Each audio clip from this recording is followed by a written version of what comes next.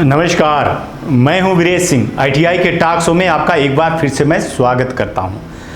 आज जो है तो मुद्दा ये है कि आईटीआई एडमिशन को लेकर के और बहुत सारे मुद्दे हैं, लेकिन आज नीति आयोग के जो सीईओ साहब 25/2/2023 को कार्यभार संभाला है, तो मैं उन्हीं के रिपोर्ट के अनुसार उन्हीं को बताना चाहता हूं कि सर आईटीआई की क्या स्थिति है और स्टूडेंट के साथ में क्या क्या चीज़ें हो रही हैं।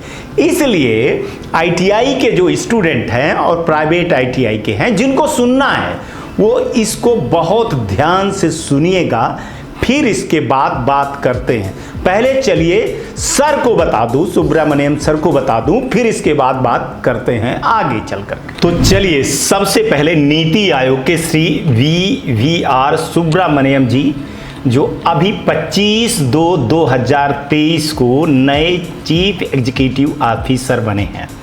सर आपको मैं बता दूं कि नीति आयोग ने एक रिपोर्ट दिया था 31 जनवरी को, जिसमें आईटीआई की बहुत ज़्यादा दयनीय स्थिति बनी हुई थी।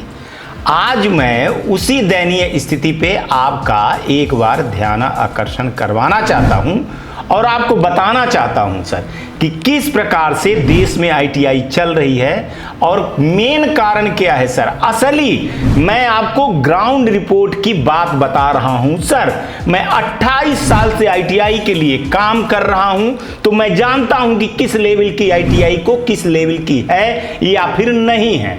सर चलिए सबसे पहले आपको एक रिपोर्ट बताते हैं, फिर आगे बात कर लेते हैं कि केंद्र सरकार लगातार युवाओं के कौशल विकास पर जोर दे रही है, पर छात्र देश के औद्योगिक प्रशिक्षण संस्थान आईटीआई से दूर होते चले जा रहे हैं। अब समझिएगा सर कि क्यों छात्र दूर हो रहे हैं। देश में अभी सरकारी और प्राइवेट आईटीआई में 26 लाख से अधिक सीट हैं, लेकिन केवल 12 लाख ही सीटें भर पाई हैं। इन आईटीआई संस्थानों में करीब 14 लाख सीट खाली पड़ी हैं सर, और इसकी लास्ट डेट डीजीटी ने 30 अक्टूबर कर दिया था सर। बस सोचिए आप, 30 अक्टूबर तक मात्र आईटीआई की सीट 12 लाख ही भरी सर, आधे से भी कम। अधिकांश राज्य अपने कुल आईटीआई सीट के आधे भी भरने में कामयाब नहीं हो पाए। इसमें गवर्नमेंट आईटीआई भी थी और प्राइवेट आईटीआई थी। विशेषज्ञों का कहना है कि उद्योग की जरूरत व आईटीआई प्रशिक्षण में अंतर की वजह से यहां से निकले छात्रों की नौकरी नहीं मिल पा रही है। इस वजह से छात्र आईटीआई से दूरी बना रहे हैं। आईटीआई की एक फैकल्टी ने बताया कि पिछले कई वर्षों से आईटीआई में दाखिला लेने वाले छात्रों की संख्या घट रही है सर। उसका आंकड़ा आप देख लीजिए कि 26 से हम सीधे 12 पे आ गए हैं। जो संस्थान बड़े शहरों में है वहां सरकारी आईटीआई की सीटें भरी जा रही हैं, पर छोटे शहरों की हर साल आईटीआई की 50% सीट खाली रह जाती हैं। ये बहुत बड़ी बात है सर। विशेषज्ञों का कहना है और उनके मुताबिक मैं बोल रहा हूं कि आईटीआई अक्सर टियर 1 और टियर 2 शहरों में मौजूद रोजगार देने वाली कंपनियों के प्लेसमेंट सर्किट से वाकिफ नहीं होते हैं, और टियर 3 टियर 4 शहरों में छात्रों के लिए अच्छी भुगतान वाली स्थिर नौकरियों की अवसर भी नहीं दे पाती हैं। वहीं दूसरी गूगल सर्टिफिकेट कोर्स छात्रों को कलकत्ता, दुर्गापुर, भुवनेश्वर, जमशेदपुर जैसे शहरों में नौकरी दिलाने में मदद करता है। प्रशिक्षण के बाद रोजगार नहीं मिलने से छात्रों का आईटीआई में जो है तो मोह भंग हो रहा है।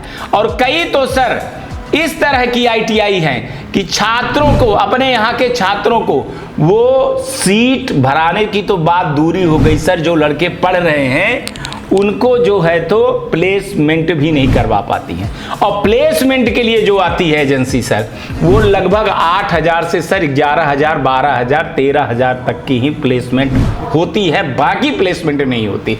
अब सर मैं डीजीटी के ही एक आंकड़े की तरफ आपको ले चलता हूं और फिर मैं आपको वहां समझाने की कोशिश करता हूं। सर मैं जो अभी आंकड़े बताए उसी आंकड़े के हिसाब से मैं एनसीवीटी पोर्टल पर ये सारी चीजें दिखाने की कोशिश कर रहा हूं सर कि 26 लाख के लगभग सीटें थी, जिसमें 12 लाख सीटें भरी गई 2022 में।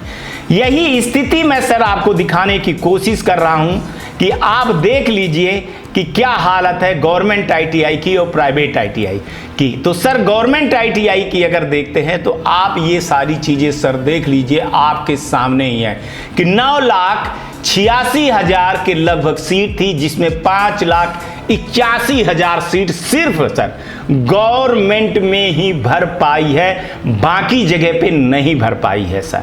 अब इसी की बात को लेकर के सर अगर हम प्राइवेट आईटीआई की तरफ ले चले तो आपको आंकड़ा दिखा रहा हूं सर कि ये देखिए 1,62,000 के लगभग सीटें थी सर, जिसमें 64,000 प्राइवेट आईटीआई की सीट भरी हुई है। तो ये सोचने की बात है सर कि आखिर ऐसा क्यों हो रहा है। रिपोर्ट आपने जो दिया है उसमें कई खामियां भी हैं जो मैं आपको गिना रहा हूं सर। मैंने देखा है कि उस रिपोर्ट में, आपके यहां की रिपोर्ट में सिर्फ 20 आईटीआई का, लगभग 20 आईटीआई का डेटा इकट्ठा किया गया है, लेकिन छोटे बड़े मझौले जो आईटीआई है उनके डेटा नहीं है। तो हकीकत ये जानना था सर कि स्किल होने वाले छात्रों को, पढ़ने वाले छात्रों को आखिर नौकरी क्यों नहीं मिल रही है। इसलिए ये डाटा मैं आपके सामने प्रस्तुत कर रहा हूं सर। ये मेरे आंकड़े नहीं हैं, ये एनसीवीटी के आंकड़े हैं सर, माने डीजीटी के खुद आंकड़े हैं। मेरा सिर्फ सर इतना सवाल है कि आखिर आईटीआई के स्टूडेंट से मोह क्यों भंग हो रहा है।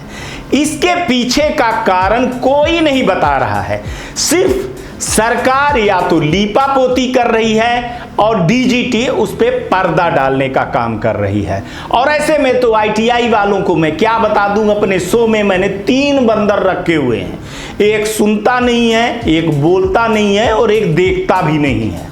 ठीक है, इन्हीं को लोगों को मैं जो है तो बोल रहा हूं कि ऐसे लोग हैं, एक सुनता नहीं, एक बोलता नहीं है और एक देखता भी नहीं है। अब सोच लीजिएगा इसमें मारा कौन जा रहा है। सवाल हमारा ये है कि आखिर नुकसान किसका हो रहा है। क्या इसमें डीजीटी का नुकसान हो रहा है, क्या इसमें गवर्नमेंट आईटीआई का नुकसान हो रहा है, क्या इसमें प्राइवेट आईटीआई का नुकसान हो रहा है, या फिर और किसी का नुकसान हो रहा है जिसकी कोई रिपोर्ट के बारे में और असलियत के बारे में कुछ भी नहीं बता रहा है। असल में जो नुकसान हो रहा है तो ये भारत के स्किल, भारत का जो नींव है, ये स्टूडेंट हैं, उनका नुकसान हो रहा है और देश का नुकसान हो रहा है, ना कि डीजीटी का हो रहा है सर। तो मैं आपको यही समझा रहा था सर कि ना तो ठीक से इंफ्रास्ट्रक्चर है, ना तो फैकल्टी है और ना ही इस पर काम करने वाली डीजीटी है।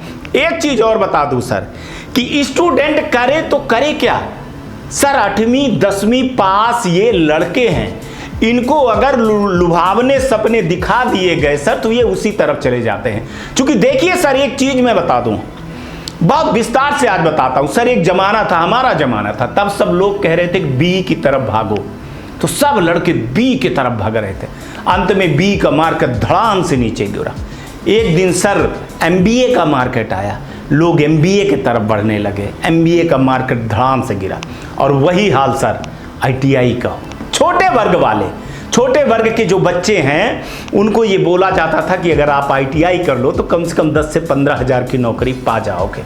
लड़कों को यह बताया गया है कि आप सर्टिफिकेट लो, लड़कों को यह नहीं बताया गया कि आप स्किल हो। एक भी आदमी सर स्किल होने की बात नहीं करता।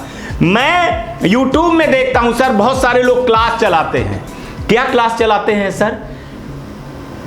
किसकी? निम्मी की पीडीएफ है सर भारत स्किल में। उस पीडीएफ को पढ़ा करके बच्चों को बेवकूफ बना करके और आज इस स्थिति में लिया दिए हैं सर कि लड़के पीडीएफ पढ़ते हैं और पास हो जाते हैं, सर्टिफिकेट तो पा जाते हैं सर, लेकिन स्किल नहीं होते। और इसमें नुकसान किसका होता है? यूट्यूबर वाला ने कमा लिया पैसा, आईटीआई वाले ने एडमिशन करके पैसा कमा लिया, डीजीटी ने डेटा दिखा दिया कि 80% रिजल्ट आया है, लेकिन नुकसान किसका हुआ इस पर किसी को भी नजर नहीं जाती और इस पर कोई सुध लेने वाला नहीं है, इस पर कुछ बोलने वाला नहीं। अंत में वही हुआ, कहते हैं कि जब पाप का घड़ा भर जाता है तब फूटता है। वही हुआ कि 26 लाख सीटों में अब 12 लाख भर गए हैं।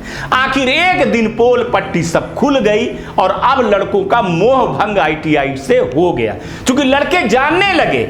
अभी तक लड़कों को सर्टिफिकेट लेना था, लेकिन अब लड़के जानने लगे हैं कि आईटीआई करना उनके लिए बेहद नुकसानदेह है, चूंकि स्किल नहीं हो रहे हैं वो, और अगर स्किल नहीं हो रहे हैं तो वो जॉब नहीं पाएंगे, इसलिए वो अब दूसरी तरफ जा रहे हैं। यहाँ तक कि लड़के कहते हैं कि सर उससे ज़्यादा तो होम गार्ड की नौकरी कर लेंगे, वो सिक्योरिटी गार्ड की नौकरी कर लेंगे, चपरासी कर लेंगे, बिजली की दुकान खोल लेंगे, वो गाड़ी मोटर बनाने वाली, पंचर बनाने वाली मशीन में चले जाएंगे, होटल में चले जाएंगे, एटीएम का सुरक्षा बन जाएंगे, आजकल बिग बाजार खुल गया है वहाँ चले जाएंगे। कम से कम सर 15 से 20 हज़ार सैलरी तो पाती है। यहाँ पे आईटीआई करने पर सर फीस तक जो हमने लगाया है वो भी तक नहीं लौटती है।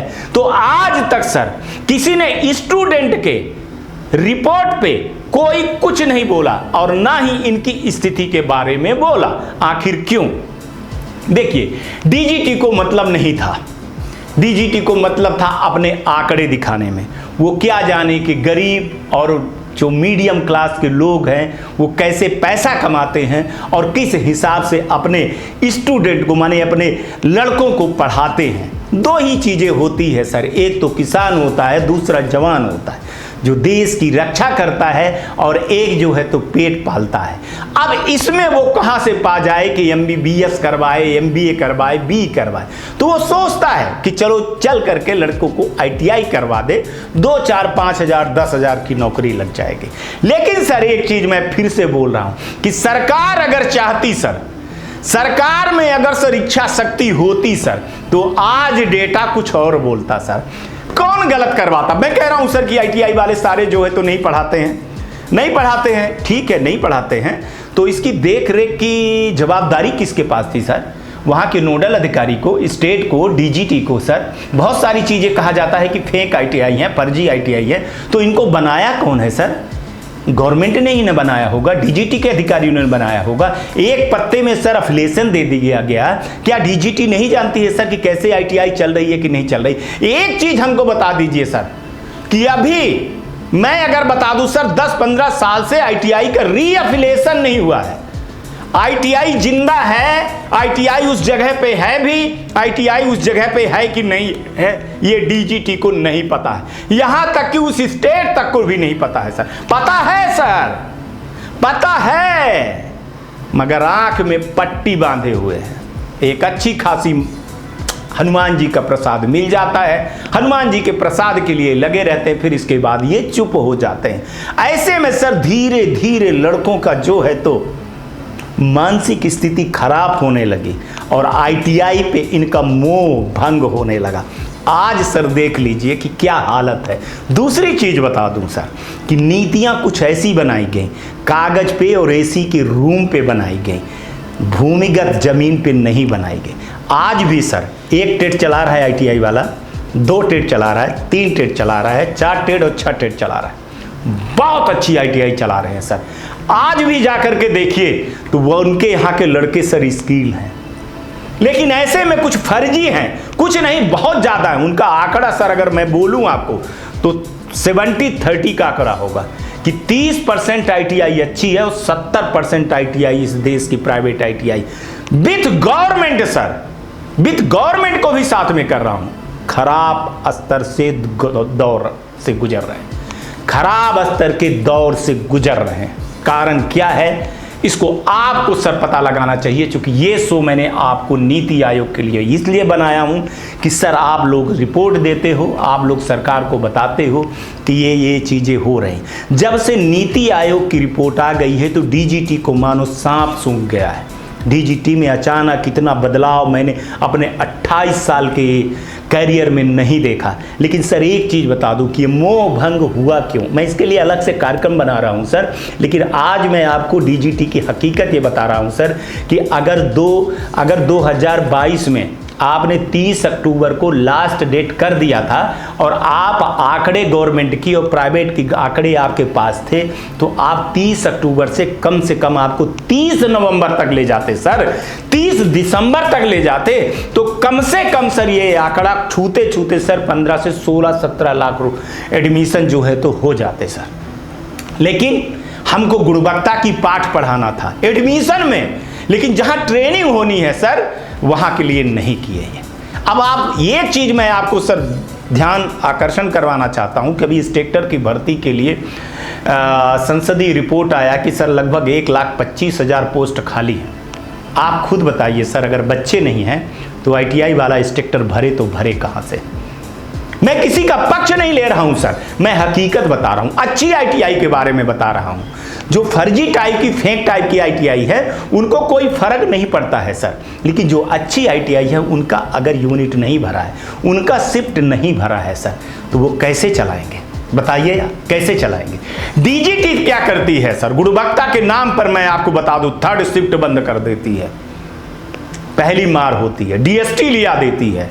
क्या डीएसटी के लिए इंडस्ट्रियल हर जगह टाइप के लिए है क्या इस देश में? और अगर है सर तो आप गवर्नमेंट से ही टाइप करवा दीजिए, गवर्नमेंट आईटीआई से टाइप करवा दीजिए, क्योंकि वहां से इंडस्ट्रियल होते हैं। आखिर इस पर डीजीटी की नज़र क्यों नहीं गई कि जब डीएसटी चालू कर रहे हैं गवर्नमेंट के लिए, जैसे इंडस्ट्रियल टाइप है वैसे प्राइवेट के लिए क्यों गवर्नमेंट में नहीं है? वहाँ गवर्नमेंट आईटीआई में लड़के जाते हैं और वहाँ पे सीखते, ऐसा उन्होंने क्यों नहीं किया? इस पर बहुत बड़ा सवाल मैं उठा रहा हूँ सर। दूसरी चीज़ें सर, ये देश में बहुत हंसी आती है सर, 52 ईयर हो गए हैं मेरे को, पढ़ लिख करके बड़ा हुआ हूँ सर, ऐसा नहीं है कि पढ़ा नहीं हूँ मैं। देश में पहली बार मैं देख रहा हूँ कि स्टूडेंट का सर्टिफिकेट उसके प्रोफाइल में दिया जा रहा है, डिजिटली साइन किया जा रहा है। तो फिर आईटीआई के प्रिंसिपल और गवर्नमेंट की प्रिंसिपल की जरूरत क्या है? डीजीटी को कहिए सर कि फिर ये पोस्ट हटा दें, तो सरकार का, भारत सरकार का ना जाने कितना पैसा बचेगा सर। जो ये आम जनता से टैक्स का पैसा जाता है वो बचेगा, और प्राइवेट आईटीआई वाला भी प्रिंसिपल नाम की चीज क्यों रखेगा? सोच लीजिएगा सर। और स्टूडेंट के प्रोफाइल पे जब सर्टिफिकेट आया तो क्वालिटी तो गिरनी ही थी सर। क्यों गिरनी थी सर? इसका क्या रिलेशन है? क्योंकि जब आईटीआई वाले को फीस नहीं मिलेगी, लड़का सर्टिफिकेट निकाल करके चला जाएगा सर, तो फिर आईटीआई कैसे चलेगी? कहीं ना कहीं तो गुणवत्ता में काटा होगा सर। इस पे भी सोचना था, इस पे वाहवाही लूटे उस समय के डीजी और उस समय के सेक्रेटरी है, वो आज के भी सेक्रेटरी साहब ने वाहवाही लूटे। अब एक चीज बता दूं सर, विश्वकर्मा जयंती हुई, विश्वकर्मा जयंती पे ये बोला गया कि आईटीआई वालों को अपने पास बुलवाइए और सर्टिफिकेट दीजिए और फोटो खींच के दे दीजिए। अब जब आपने सर्टिफिकेट लड़कों के प्रोफाइल पे दे दिया है सर, तो लड़के आईटीआई में क्यों आएंगे? सोच लीजिए। ऐसे में आईटीआई के स्टूडेंट आईटीआई पे आए नहीं, फोटो भेजे नहीं, जो डीजीटी को सरकार को दिखाना था कि भैया मैंने बिल्कुल जादू कर दिया है, अद्भुत कर दिया है, उनकी वक्र दृष्टि जो है तो प्राइवेट आईटीआई पे पड़ी। अरे हम तुम्हारा ये कर देंगे, हम वो कर देंगे, हम ऐसे कर देंगे। सोचिए सर, क्या बात है सर। एक चीज और बता रहा हूं सर कि मेन जो गलतियां हैं ना सर, मोह क्यों भंग हुआ, इस पे बात करेंगे सर। चलिए, ऑनलाइन एग्जाम भी हो सकता है सर। दो चीजें मेरे को बहुत ज्यादा खल रही है सर। एक, जो गवर्नमेंट का पीडीएफ की फाइल है, लड़का पीडीएफ पढ़ लेता है सर, तो वो सिर्फ रट्टा मारता है। जो पहले पढ़ने और लिखने की चीजें थी ना सर, तो वो बंद हो गई। लड़का जब पेपर देने जाता था सर, तो वो रात को पढ़ता था, सुबह वो रजाई के ओढ़ करके सर, सुबह सुबह उसके घर वाले 4 बजे जगाते थे कि पढ़ तू, पेपर है। अब लड़का पढ़ता नहीं है सर, अंतिम लास्ट तक वो पीडीएफ को पढ़ता है और जा करके वहाँ पे टिक लगा देता है, पास तो हो ही जाता है वो, उसको मैरिट में आने की कोई स्किल करने के नहीं। बाकी काम हमारे यूट्यूबर कर रहे हैं। यूट्यूबर भाई अपना अच्छा खासा जब चलाते हैं, पहले ये देख लीजिए, फिर ये देखिए, फिर एप्लीकेशन लोड कर लीजिए, फिर ये कर लीजिए, तो बेवकूफ बनाने का काम कर नहीं रहे हैं। ये जो है तो देश के भविष्य को, नींव को कमजोर कर रहे हैं। एक यूट्यूबर ये नहीं कहता है कि आप लोग आइए पढ़िए। अगर ये चीजें यूट्यूबर से बंद हो जाए, पीडीएफ बंद हो जाए, तो लड़के सर आईटीआई जाना चालू कर देंगे। आईटीआई क्यों नहीं जा रहे हैं? क्योंकि उनको यूट्यूब पे सारी चीजें मिल रही हैं। कई लोग हैं यूट्यूब वाले ऐसे जो अपना घर चला रहे हैं, बेवकूफ बना रहे हैं, और पीडीएफ की फाइल मिल रही है। इस पे आईटीआई वालों को और गवर्नमेंट को हवा तक नहीं लगी कि क्या हो गया, और उसका परिणाम आज ये हुआ कि जो यूट्यूब चला रहे हैं उनके यहां भी एडमिशन की कमी हो गई है। जब सब सारी चीजें आपको घर बैठे मिल जाएगी तो सर कौन जाएगा आईटीआई में? कौन जाएगा? क्यों टाइम बर्बाद करेगा? तो मेन प्रॉब्लम थी सर कि अगर यूट्यूबर कोई समझे होते सर, थोड़ा सा समझे होते, पीडीएफ को लेकर के ना पढ़ाते, पीडीएफ गवर्नमेंट ना लोड करवाई होती, तो सर ये स्किल हो करके, अरे सर झक मार करके लड़के जाते। आपको मैं सर बता दूं, 2018 के पहले के लड़कों को उठा लीजिए सर, जब ऑफलाइन पेपर होता था सर, लड़के कॉपी में लिखते थे, लिखने की प्रैक्टिस थी। आज की डेट में लड़कों को सर लिखने की प्रैक्टिस तक भूल गए। 3 घंटे लिखवाइए या उनके हाथ दर्द करने लगते हैं सर। स्किल होती नहीं। आपने इतना प्रधानमंत्री मेला, रोजगार मेला लगाया सर, दिल से बोल रहा हूं सर, 5 कंपनियों को, नीति आयोग, सीईओ साहब मैं आपको बोल रहा हूं कि 5 कंपनियों को सर पकड़िए और उनसे पूछिए ईमानदारी से कि क्या स्किल हो करके लड़के वास्तव में निकल रहे हैं या फिर नहीं निकल रहे हैं, तो आपको असलियत पता चल जाएगी। लड़कों को पिलास पेचकस तक नहीं पता सर। कई इंटरव्यू में मैं गया हूं तो लड़के साफ साफ बोलते हैं कि सर ये चीज़ तो मैंने सुना ही नहीं है, हम तो किसी भी तरह से यूट्यूब और पीडीएफ, भगवान भला करे कि सर पीडीएफ मिल गए, पीडीएफ से पढ़ा, हमारी आईटीआई तो फर्जी है, चलती ही नहीं है सर। जो हमने